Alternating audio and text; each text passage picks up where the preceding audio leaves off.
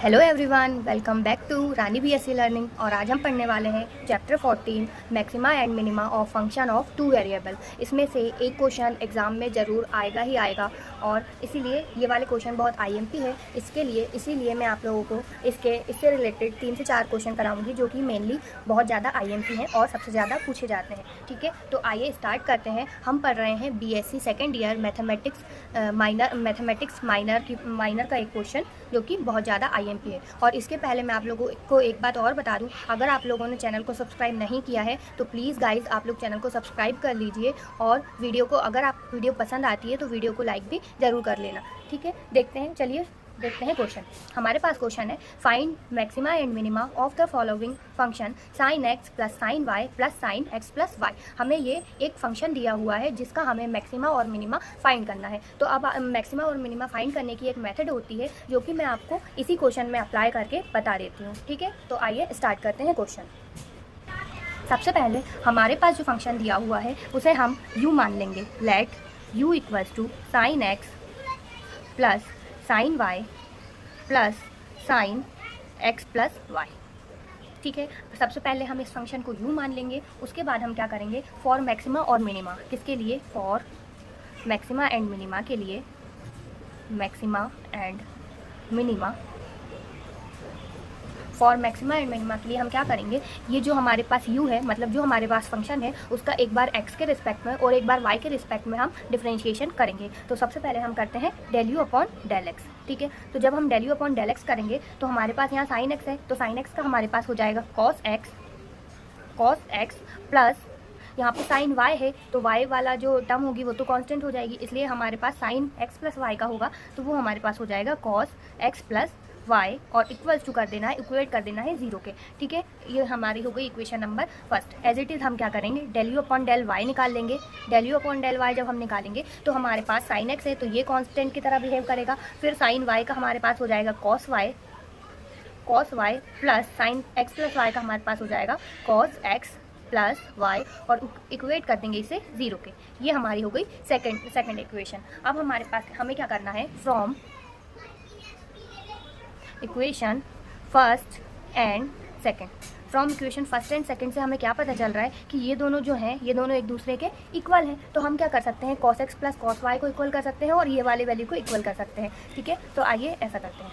तो हमारे पास यहाँ पे है cos x प्लस y जिसके बराबर में आ जाएगा cos y और प्लस का cos x प्लस y। ठीक है, जब हम इस cos x प्लस वाई को इस साइड लेके जाएंगे तो ये माइनस हो जाएगा। ठीक है, माइनस हो जाएगा और बाकी ये जो बचेगा, एक बार मैं लिख के बता देती हूँ। ये हमारे पास है cos x और इक्वल्स टू जब हम cos y लिखेंगे, ठीक है, फिर हमारे पास बचा है cos x प्लस वाई और ये जो हमारा है ये यहाँ आके माइनस में आएगा, minus cos x plus y. तो ये दोनों टर्म हमारी कैंसिल हो जाएंगी तो हमारे पास बचेगा cos x plus cos y। ठीक है, तो ये जब हम cos से cos को कैंसिल करेंगे तो हमारे पास आ जाएगा x इक्वल्स टू y। तो हमें क्या मिल गया यहाँ से कि x के इक्वल में y है। तो अब हम क्या करेंगे, ये हमारे पास x की एक वैल्यू मिल गई तो हम क्या करेंगे, x इक्वल्स टू y हम करेंगे पुट इन इक्वेशन फर्स्ट। हम क्या कर देंगे, x इक्वल्स टू जो y हमें मिला है उसे हम इक्वेशन नंबर जो हमने ये फर्स्ट वाला डिफरेंशिएशन निकाला है इसमें पुट कर देंगे। जब हम इसमें पुट करेंगे तो हमारे पास आएगा cos x प्लस यहाँ पे हमारे पास cos x प्लस y है तो हम यहाँ पे क्या कर देंगे, cos x plus x equals to 0। ठीक है, अब हम क्या करेंगे, आप लोग देखते जाइए, आप लोगों को क्वेश्चन इजीली समझ में आता जाएगा। अब हम क्या करेंगे, cos x तो एज इट इज़ रहा, प्लस जब हम इसे जोड़ेंगे तो ये हो जाएगा हमारा cos 2x इक्वल्स टू 0। अब हम क्या करेंगे, इसे हमने लिख लिया cos x और इसको हमें फैक्टराइज करना पड़ेगा। तो cos 2x का हमारे पास फॉर्मूला होता है 2 cos स्क्वायर एक्स माइनस 1। ये है cos 2x का फॉर्मूला होता है। ठीक है, आप लोग देख लेना, आपको पता चल जाएगा कि cos 2x के और भी फॉर्मूले होते हैं तो सारे फॉर्मूले आप लोगों को याद रखना पड़ेंगे। ठीक है, हमारा ये फॉर्मूला हो गया। अब हम क्या करेंगे, हमें पता है कि ये 2 cos स्क्वायर एक्स कैसे आएगा। ठीक है, तो अब आप लोग देखिए, पहले हमने ये 2 cos स्क्वायर एक्स इधर लिख लेते हैं, फिर यहाँ पे हम लिखेंगे प्लस, अब हमें चाहिए ये cos x, हमें ऐसी वैल्यू चाहिए जिससे हमारे फैक्टर करने में हमें आसानी हो और x और y की एक वैल्यू हमें और मिल जाए, ठीक है। फिर जो 2 वैल्यू मिलती है उससे हम आगे पुट करते हैं। तो सबसे पहले हमने 2 cos स्क्वायर x तो एज इट इज़ लिख लिया। ये जो हमारे पास प्लस का cos x है, इसे हम क्या लिख सकते हैं, इसे हम लिख सकते हैं प्लस, इसे हम लिख सकते हैं प्लस का 2 cos x minus cos x minus 1 equals to 0 लिख सकते हैं, क्योंकि देखिए यहाँ पे हमें वापस से ये वाली चीज़ मिल रही है। अगर हम इसको देखें तो 2 cos स्क्वायर x तो हमने यहाँ से लिखा है, ये जो हमारे पास है 2 cos x minus cos x, जब हम इसे को माइनस करेंगे तो हमारे पास प्लस का एक cos x ही आएगा, इसलिए हमने ये चीज़ लिखी है। अब हम क्या करेंगे, यहाँ से हम फैक्टर करते हैं, ठीक है। तो हम ले लेंगे पहले 2 cos x को कॉमन ले लेंगे। 2 cos x हमने यहाँ से कॉमन लिया तो हमारे पास बचेगा यहाँ से cos x बचेगा और माइनस का 1, ये हमारे पास इस टर्म से कॉमन आया। अब हम यहाँ से माइनस का 1 कॉमन ले लें तो हमारे पास आएगा cos x और माइनस का 1, ठीक है। तो हमारे पास 2 फैक्टर हमें मिले हैं, जो कि है 2 cos x, एक हमें मिला है 2 cos x माइनस 1 ये वाला, और एक हमें मिला है cos x minus 1 equals to 0। अब हम पुट करेंगे तो यहाँ से हमें x की 2 वैल्यू मिल जाएंगी, ठीक है। तो आइए पुट करते हैं। अब हमारे पास है, हमें दोनों को इक्वेट करना है, जो हमारे 2 फैक्टर आए हैं। तो हमारा एक फैक्टर है 2 cos x माइनस 1, जब हम उसे 0 के इक्वल रखेंगे तो हमारे पास आएगा 2 cos x इक्वल्स टू 1, और cos x इक्वल्स टू आएगा 1/2। तो हमें पता है कि cos की 1/2 वैल्यू कब होती है, π/3 पे, तो हम लिख देंगे x इक्वल्स टू π/3, ठीक है। आपको ये cos की वैल्यूज़ थोड़ी याद रखनी पड़ेंगी। तो हमारी एक x की वैल्यू आई है π/3। अब हमारे पास एक और फैक्टर बचा है, जो कि है cos x minus 1 equals to 0। जब हम इसे 0 के इक्वल में पुट करेंगे तो हमारे पास आएगा cos x इक्वल्स टू 1 और x इक्वल्स टू हमारे पास मिलेगा हमें पाई, और इक्वल्स टू यही है y के, क्योंकि x की 2 वैल्यूज़ हमें मिल रही हैं। यहाँ पे भी हमारे साथ यही है कि x equals to pi equals to y और x equals to π/3 equals to y, ठीक है। मतलब हमें 2 वैल्यू मिली है, एक हमें मिली है पाई और एक हमें मिली है π/3। अब इन 3 वैल्यूज़ पे हम क्या करते हैं, हमारे पास 3 वैल्यू दी हुई होती हैं r, s और t, इन तीनों की हमें वैल्यू फाइंड करनी होती है, ये x और y के लिए, ठीक है। तो आइए स्टार्ट करते हैं। r, s और t की वैल्यू आप लोगों ने चैप्टर 18 में पढ़ी होगी। हमारे पास r की वैल्यू होती है, r इक्वल्स टू हमारे पास होता है डेल स्क्वायर u अपॉन में del x square, equals to हमारे पास क्या हो जाएगा डेल अपॉन डेल एक्स, और एक बार क्या हो जाएगा del u upon del x का डिफरेंशिएशन। तो जब हम इसकी वैल्यू पुट करेंगे तो हमारे पास हो जाएगा डेल अपॉन डेल एक्स, और del u upon del x हमारे पास क्या है, ये वाला जो हमने यहाँ एक बार निकाल चुके हैं। तो हमारे पास क्या है cos x प्लस वाई, ठीक है। ये हमारे पास क्या हो जाएगा del u upon del x हो जाएगा। तो हम यही वैल्यू यहाँ पे पुट कर देते हैं। तो हमारा आएगा cos x प्लस वाई, ठीक है। ये हमारी वैल्यू हो गई डिफरेंशिएशन के लिए। अब हम इसका x के रिस्पेक्ट में डिफरेंशिएशन करना है, तो हमारे पास आ जाएगा cos का हमारा हो जाएगा माइनस का साइन x, और यहाँ पे हमारा हो जाएगा माइनस का साइन x प्लस वाई, और हम वापस अगर x का करेंगे तो वो इंटू में 1 होके इसी में ऐड हो जाएगा, इंटू में 1 हो जाएगा और इसी में मल्टीप्लाई हो जाएगा। अब हम निकालते हैं t की वैल्यू, जो कि हमारी होती है del square u upon del y का स्क्वायर। तो हम del y of del u by del y लिख सकते हैं, जो कि हो जाएगा हमारे पास डेल अपॉन डेल वाई, और डेल यू के लिए वैल्यू हम डेल वाई के लिए हमारे पास क्या है cos y और प्लस का cos x प्लस वाई। जो आपने x और y के लिए डिफरेंशिएशन निकाला था वो दोनों की वैल्यू सेम है, ठीक है। तो आप इसमें कंफ्यूज मत होना। यहाँ पे हमें y के रिस्पेक्ट में करना है, तो भी हमारा क्या हो जाएगा cos y का हमारा हो जाएगा माइनस का साइन y, और ये हमारा हो जाएगा माइनस का साइन x प्लस वाई। हमारी r और s की वैल्यू इक्वल आ रही है, क्योंकि हमारा ये जो फंक्शन है, जो हमारा del u upon del x और del u upon del y निकला था, वो भी एक्चुअली में सेम था, ठीक है। अब हमें सिर्फ एक वैल्यू और निकालनी है, जो कि है s की वैल्यू। s इक्वल्स टू हमारे पास हो जाएगा del u upon del square u upon del x plus del x del y, ठीक है, जिसे हम लिख सकते हैं। अब हमें निकालना है x की वैल्यू, जो कि हो जाएगी del square u upon del x del y. तो इसको हम लिख सकते हैं del y del x of del u by del y. आपको ये याद रखना पड़ेगा कि हमें अंदर जो डिफरेंशिएशन करना है वो del u upon del y का ही करना है, नहीं तो मिस्टेक हो सकती है, ठीक है। तो इसको हम कैसे लिख सकते हैं, डेल अपॉन डेल एक्स, और यहाँ पे y वाला जो हमारा फंक्शन है वो है cos y plus cos x plus y. यही है, वैल्यू तो सबके लिए सेम ही है इसमें, तो ठीक है। लेकिन अगर कहीं डिफरेंट वैल्यू आती है तो इसमें आपको ध्यान रखना है कि आपको अंदर del u upon del y ही लेना है। तो हमारे पास del u upon del x हमें वाई का करना है, तो ये वाली चीज़ तो हमारी पूरी कांस्टेंट आ जाएगी, क्योंकि एक्स के रिस्पेक्ट में हमें वाई का करना है, तो ये कांस्टेंट है। प्लस कॉस यहाँ से हम कर देंगे plus cos x plus y है, तो यहाँ हमारा हो जाएगा माइनस का साइन एक्स प्लस वाई, ठीक है, क्योंकि ये x के रिस्पेक्ट में हो सकता है।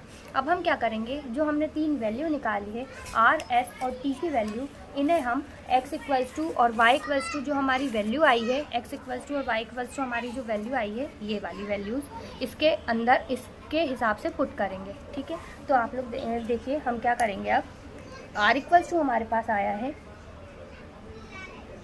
माइनस का, यहाँ से r इक्वल्स टू हमारे पास आया है minus sine x minus sine x plus y, यही आया है इक्वल्स टू। और t इक्वल्स टू, तीनों पहले हम वैल्यू लिख लेते हैं। t इक्वल्स टू हमारे पास वैल्यू आई है minus sine y minus sine x plus y, ठीक है। और s इक्वल्स टू हमारे पास वैल्यू आई है minus sine x plus y, ठीक है। अब हम क्या करेंगे, ये जो तीनों हमारी वैल्यू आई है इसमें हम x equals to pi by 3 और y equals to pi by 3 put करके वैल्यू निकालेंगे।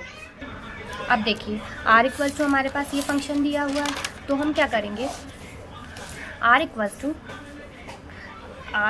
To minus sine pi by 3 minus sine pi by 3 plus pi by 3, क्योंकि साइन x और y की वैल्यू हमारे पास इक्वल है, ठीक है। तो यहाँ से अब हमारे पास हो जाएगा r equals to minus sine pi by 3, मतलब माइनस साइन माइनस का यहाँ पे साइन 60 के हमारे पास वैल्यू हो जाएगी माइनस तो यहाँ से आएगा, और ये हमारी वैल्यू हो जाएगी 3√3/2 माइनस साइन, यहाँ से हमारे पास क्या आ जाएगा 2 पाई अपॉन 3, ठीक है। अब हमारे पास r इक्वल्स टू माइनस √3/2 तो एज इट इज़ चल रहा है, माइनस में जब हम माइनस साइन 2π/3 निकालेंगे तो ये हमारी सेकंड कोऑर्डिनेट के अंदर वैल्यू आएगी 2π/3, ये सेकंड कोऑर्डिनेट में आएगी, जिसकी वैल्यू हमारे पास होती है √3/2। अगर आप लोग सोच रहे होगा कि इसका कोई ट्रिक है, तो इसका कोई ट्रिक नहीं है, आपको सारी वैल्यूज याद ही रखनी पड़ेंगी, ठीक है। यहाँ से हमारे पास आएगा माइनस माइनस प्लस हो जाएगा, तो ये आएगा हमारे पास माइनस का 2√3/2, और 2 से 2 कैंसिल हो जाएगा, तो r की वैल्यू हमारे पास आई है -√3, ठीक है। एज इट इज़ हम t की वैल्यू निकालेंगे।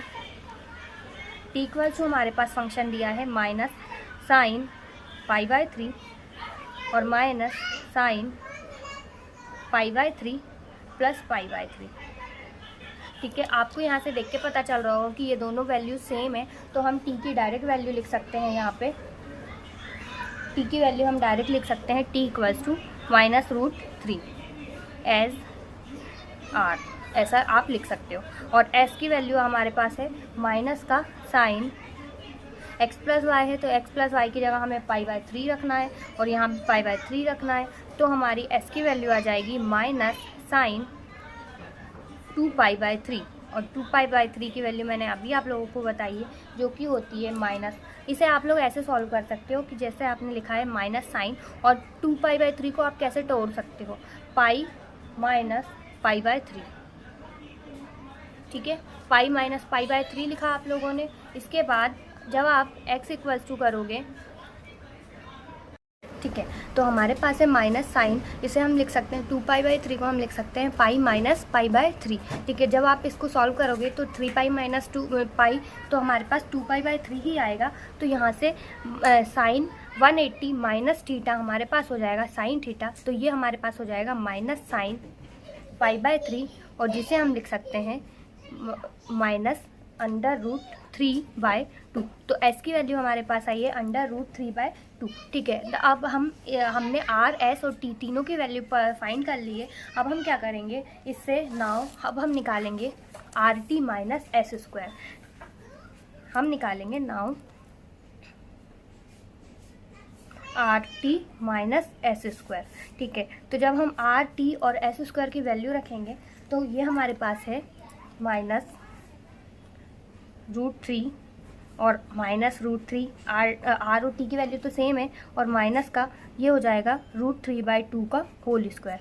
तो ये हमारे पास आ जाएगा 3 और 3, जब √3 को हम इंटू करेंगे तो हमारे पास माइनस माइनस प्लस, और ये हो जाएगा 3 और माइनस इसका जब हम करेंगे तो √3 का स्क्वायर, रूट से स्क्वायर हट जाएगा तो 3/2 का स्क्वायर हो जाएगा हमारे पास 4। तो हमारे पास वैल्यू आई है, इसका हम एलसीएम लेंगे तो 12 - 3/4 इक्वल्स टू हमारे पास आएगा 9/4, जो कि ग्रेटर है 0 से। जब हमें पता है कि जब ये जो ग्रेटर होता है 0 से, और आर जो होता है हमारा, आर की वैल्यू हमारे पास क्या है -√3, जो कि क्या है लेस देन है 0 से, तो ये क्या होता है मैक्सिमम होता है।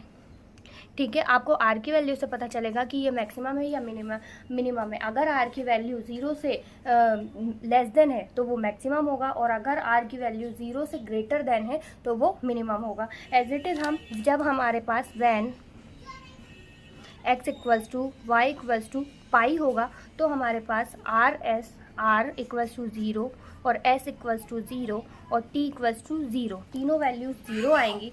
तो जब हम R T minus S square